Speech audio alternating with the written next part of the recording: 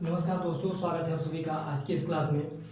तो गाइस, आज की क्लास में हम पढ़ने वाले हैं क्लास 10th की मैथ का प्रश्नावली 2.1।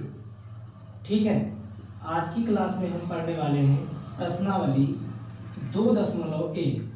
2.1 के अंतर्गत जो भी चीज़ें हैं ग्राफ से रिलेटेड, वो सारी की सारी चीज़ें आज हम समझने वाले हैं, देखने वाले हैं।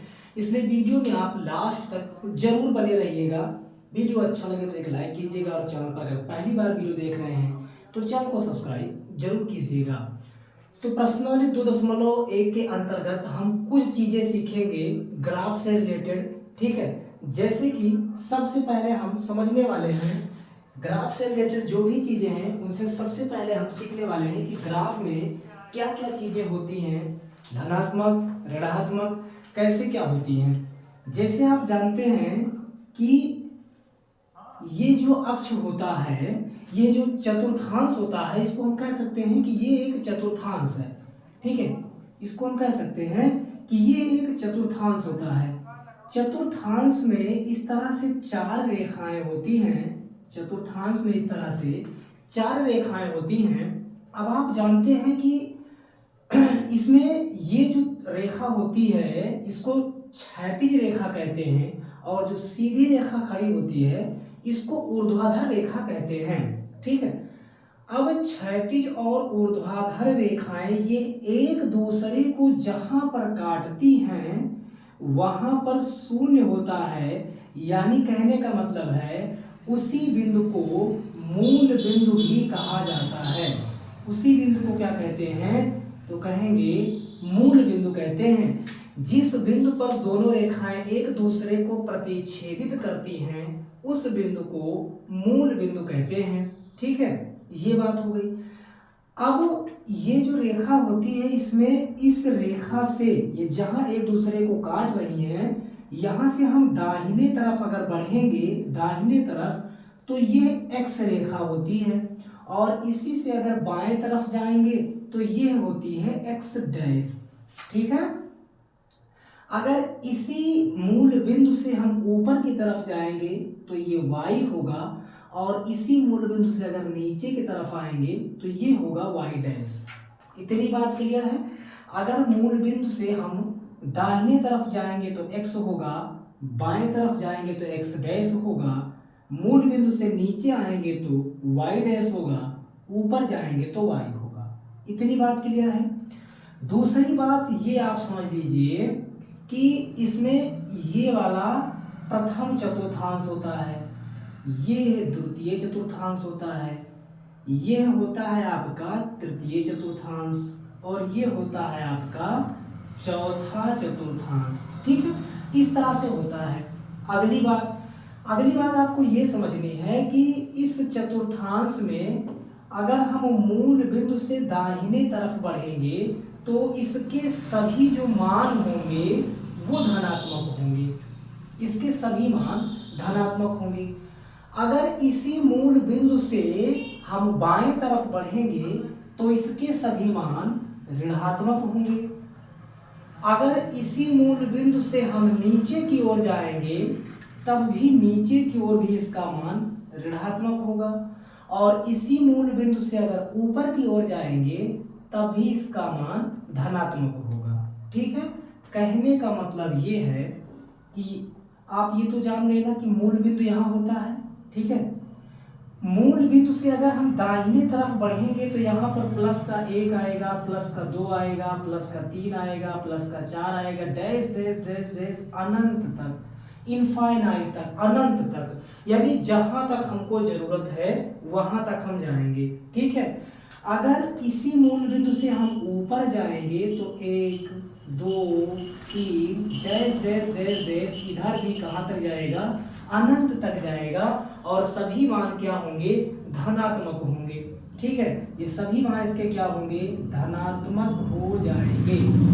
अब अगर इसी मूल बिंदु से हम बाएं तरफ जाएंगे तो हमको -1 मिलेगा, -2 मिलेगा, -3 मिलेगा, यानी डैश डैश इनफाइनाइट तक, अनंत तक जितनी भी संख्याएं मिलेंगी वो सब की सब ऋणात्मक होंगी।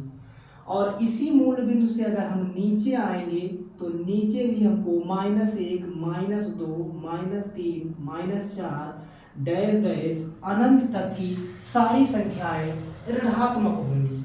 अनंत तक की सारी संख्याएं ऋणात्मक होंगी। ठीक है, कहने का मतलब ये है अगर मूल बिंदु से दाएं तरफ जाएंगे तो सभी मान प्लस होंगे, अगर मूल बिंदु से बाएं तरफ जाएंगे तो सभी मान माइनस होंगे, अगर मूल बिंदु से ऊपर जाएंगे तो सभी मान प्लस होंगे, अगर मूल बिंदु से नीचे आएंगे तो सभी मान माइनस होंगे।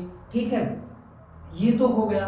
अब बात आती है कि प्रथम चतुर्थांश का मान प्लस में होता है कि माइनस में, द्वितीय का क्या होता है, तृतीय का क्या होता है और चतुर्थ का क्या होता है, ये आपको समझना है। ठीक है, तो इसको हमें याद नहीं करना, रटना नहीं है। इतनी बात अगर आपको पता है तो आप आसानी से बता पाएंगे। जैसे हमने पूछा आपसे कि बताइए कि प्रथम चतुर्थांश का मान किस में होता है। प्रथम चतुर्थांश का अगर मान आपसे पूछा गया कि प्रथम चतुर्थांश का जो मान होता है वो प्लस प्लस होता है कि माइनस माइनस, प्लस माइनस या माइनस प्लस, तो प्रथम चतुर्थांश की बात करें तो प्रथम चतुर्थांश हमारा यहाँ पर है। अगर आप देख पा रहे हैं तो इसके दाहिने तरफ की सारी संख्याएं पॉजिटिव हैं, प्लस हैं, और इसके ऊपर की सारी संख्याएं पॉजिटिव हैं, प्लस हैं। इधर भी प्लस और इधर भी प्लस, अगर दोनों तरफ प्लस से घिरा हुआ है इसका मतलब प्रथम चतुर्थांश में सभी के सभी मान धनात्मक होंगे। ये एकदम आसान सी ट्रिक है इसको निकालने की। ठीक है, इसके बाद में हम समझते हैं द्वितीय चतुर्थांश की बात करते हैं। तो द्वितीय चतुर्थांश में हम देख पा रहे हैं कि इस तरफ माइनस है और इस तरफ प्लस है, यानी x अक्ष माइनस है, y अक्ष प्लस है। अगर x माइनस है तो माइनस लिखेंगे और y प्लस है तो प्लस लिखेंगे, यानी माइनस प्लस होता है। द्वितीय चतुर्थांश में क्या होता है भाई साहब, माइनस प्लस होता है। ठीक है, तृतीय चतुर्थांश की बात कर लेते हैं।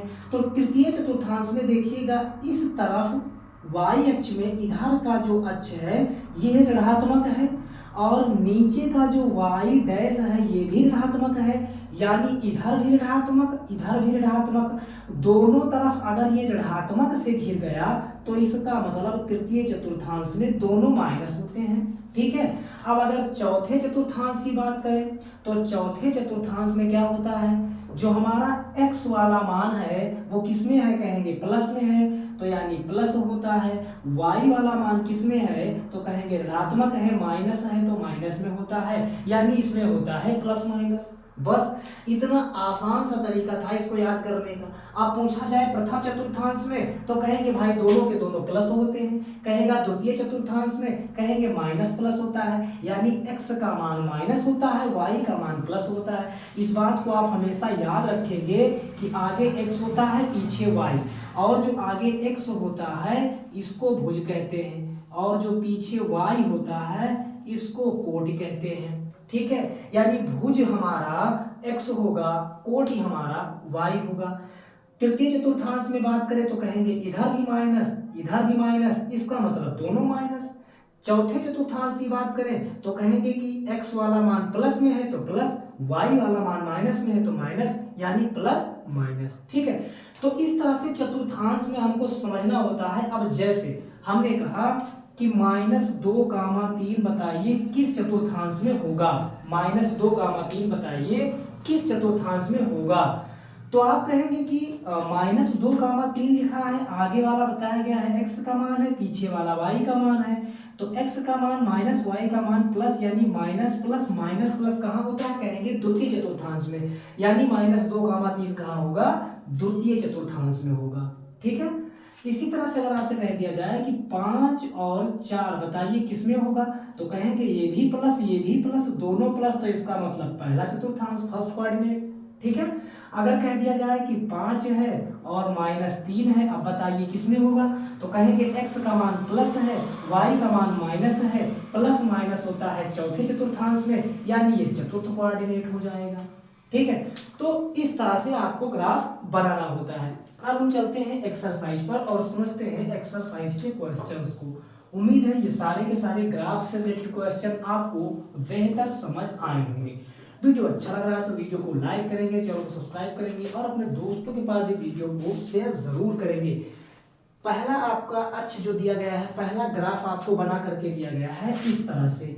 पहला ग्राफ इस तरह से बना हुआ है, यहाँ x है, यहाँ x डैश है, यहाँ y है, यहाँ y डैश है और उसके बाद एक रेखा इस तरह से y अक्ष पर खींची गई है। ठीक है, पहले क्वेश्चन को आप देख पा रहे होंगे। पहले क्वेश्चन में सिर्फ इतनी सी बात पूछी गई है कि बताइए जरा हमें, ये पहला है, पहले पूछा गया है कि बताइए हमें कि इसमें रेखा जो है वो x अक्ष पर कितनी बार काट रही है। ध्यान से समझिएगा प्रश्न को। हमसे पूछा गया है कि जो रेखा है वो x अक्ष पर कितनी बार काट रही है। y अक्ष से नहीं मतलब है, x अक्ष पर। x अक्ष तो हमारा ये वाला है, लेकिन रेखा काट रही है y वाले अक्ष को, है ना। x अक्ष ये वाला है लेकिन काट रही है, देखिएगा किसको, y वाले को। एक भी बार काट नहीं रही है, इसका मतलब इसका मान 0 होगा, 0 इसका आंसर हो जाएगा। इतना आसान सा काम है। ठीक है, दूसरा वाला देखिएगा फिर बना हुआ है, ये x हो गया, x डैश हो गया, y हो गया, y डैश हो गया। ठीक है, अब यहाँ पर क्या है, यहाँ पर कुछ इस तरह से बना हुआ है, ये इस तरह से बना हुआ है। ठीक है, इस बार पूछा गया है कि बताइए कि x अक्ष पर रेखा कितनी बार काट रही है। तो x अक्ष पर कितनी बार काट रही है ये बात अगर पूछी गई है तो आप कहेंगे कि ये तो y अक्ष है, यहाँ पर एक बार काट तो रही है लेकिन इससे कोई मतलब नहीं है क्योंकि ये y अक्ष है। पूछा गया है कि x अक्ष पर कितनी बार काट रही है, तो यहाँ देख पा रहे हैं कि x अक्ष पर केवल एक बार काट रही है, एक बार काट रही है तो इसका मान 1 होगा, आंसर 1 होगा, सवाल खत्म। इतनी सी बात है। हमको y वाले अक्ष पर बिल्कुल नहीं देखना है, सिर्फ और सिर्फ x वाले अक्ष पर देखना है। इसी तरह से अगर तीसरे क्वेश्चन की हम बात कर लें तो तीसरा क्वेश्चन भी एकदम शानदार और इजी है। तीसरे क्वेश्चन में कुछ इस टाइप से बना हुआ है, इस टाइप से, है ना, देख पा रहे होंगे आप। तीसरे वाले में इस टाइप से बना हुआ है तो आप जानते हैं कि ये x होता है, ये x डैश होता है, ये y होता है, ये y डैश होता है। हमसे पूछा गया है कि बताइए जरा इस बार कितनी बार x अक्ष पर काट रही है। जरा बताइए हमको कि रेखा x अक्ष पर कितनी बार काट रही है।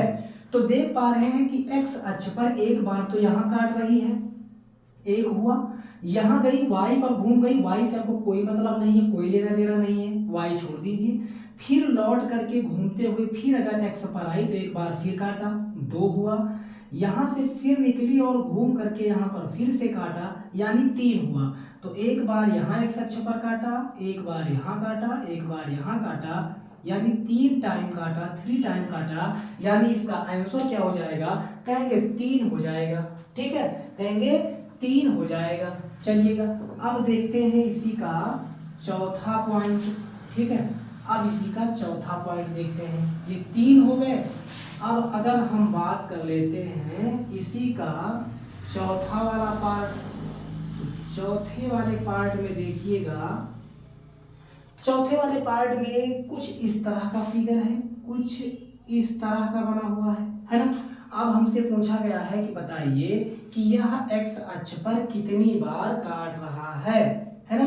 तो कहेंगे कि एक बार ये काटा, 1 हुआ, और फिर जाकर के ये काटा, 2 हुआ, 2 बार काटा, इसका मतलब इसका आंसर 2 है ना। y अक्ष से मतलब नहीं है। पांचवी की बात कर लेते हैं तो पांचवा इस तरह से बना हुआ है, x डैश y डैश, इस तरह से बना हुआ है और इसका फिगर है कुछ इस तरह से, इस तरह से इसका फिगर बना हुआ है। ठीक है, अब पूछा गया है कि बताइए यह x अक्ष पर कितनी बार काट रहा है। अब बताइए यह x अक्ष पर कितनी बार काट रहा है। तो कहेंगे कि एक बार तो x अक्ष पर यहाँ काटा, 1 हुआ, फिर यहाँ से ये निकल करके एक बार यहाँ काटा, 2 हुआ। अब यहाँ आ गया y पर, y से हमें कोई मतलब नहीं है, वो काउंट नहीं करना है। फिर ये निकल करके x अक्ष पर आया तो 3 हुआ, फिर घूम करके x अक्ष पर आया तो 4 हुआ। तो ये 1, ये 2, ये 3, ये 4, कितनी बार काटा? 4 बार, यानी इसका आंसर क्या हुआ? 4 हुआ, क्योंकि 4 बार ये काट रहा है इसलिए इसका आंसर 4 हो जाएगा।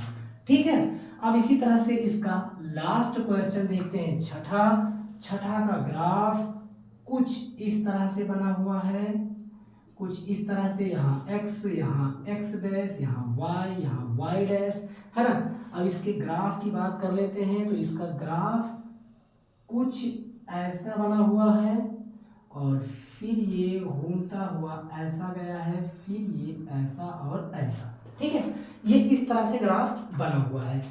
अब हमसे पूछा गया है कि बताइए x अक्ष पर कितनी बार काट रहा है। ठीक है, x अक्ष पर रेखा कितनी बार काट रही है, तो देखेंगे सबसे पहले यहाँ से अगर ये गई तो ये फर्स्ट बार यहीं पर इसने कट कर दिया, ये फर्स्ट हो गया। यहाँ से घूमते हुए टर्न करके यहाँ पर आई, ये दूसरी बार काटा, फिर घूम करके गई यहाँ पर आई तो तीसरी बार। अच्छा, टच कर जाए तब भी वो काउंट होगा, ये मत समझिएगा कि काट करके अगर पूरा इस तरह से निकल जाए तभी होगा, टच करेगा तब भी उसको काउंट करेंगे। तो अगर एक बार यहाँ गया तो ये 1, फिर घूम करके यहाँ आया दूसरी बार इसी अक्ष पर 2, अब यहाँ गया y पर तो y काउंट करना नहीं, छोड़ दीजिए, फिर लौट कर आया, फिर यहाँ, यानी 3, यानी इसका आंसर कहेंगे कितना हो जाएगा? कहेंगे 3 हो जाएगा। इस तरह से 6 क्वेश्चन थे इस चैप्टर में और 6 के 6 क्वेश्चन हमने एकदम इजी तरीके से बताने का ट्राई किया, बताने का प्रयास किया। उम्मीद है वीडियो आपको अच्छा लगा होगा। वीडियो अच्छा लगा तो एक लाइक जरूर करेंगे, वीडियो अपने दोस्तों के पास भी शेयर करेंगे। फिर मिलते हैं नेक्स्ट चैप्टर के साथ, नेक्स्ट टॉपिक के साथ। तब तक आप पढ़ते रहिए, मस्त रहिए और अपना ख्याल रखिए।